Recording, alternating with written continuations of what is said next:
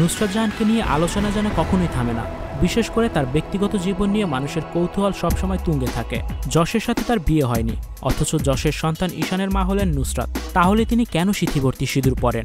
দশমীর দিনেও তাকে হাতে শাখাপালা পরে দেখা গেছে। এর পেছনে কি রহস্য? কার নামেই বা সিঁদুর পরেন নুসরাত জাহান?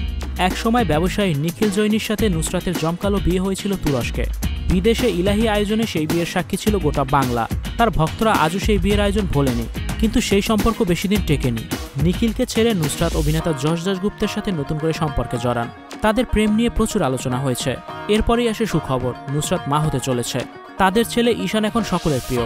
মাঝে মধ্যে যশের নুসরাতের সম্পর্ক ভাঙনের গুজব শোনা যায়। কেউ বলেন তাদের নাকি এখন আর একে অপরের সাথে ভালো লাগছে না। আবার অনেকে নুসরাতের ফ্লপ সিনেমার কথা তুলে বলেন দর্শকরা তাকে নায়িকা হিসেবে দেখতে চান না। তবে সব গুজব উড়িয়ে দিয়ে সম্প্রতি দুর্গাপূজায় যশ, নুসরাত ও ঈশানকে একসাথে দেখা গেছে। মা দুর্গাকে বরণ করার জন্য নুসরাতকে একেবারে বাঙালি বধূর সাজে দেখা যায়। লাল পাড়, সাদা শাড়ি, সিঁথিভর্তি সিঁদুর আর হাতে শাখাপালা পরে তিনি যেন একেবারে ঐতিহ্যবাহী বাঙালি নারীর রূপে ধরে দিয়েছেন। যশ পরেছিলেন হালকা গোলাপি পাঞ্জাবি, আর ছোট্ট ঈশান ছিল সাদা পোশাকে। তিনজনে মিলেই পুজোর প্যান্ডেলে ঘুরে বেরিয়েছেন।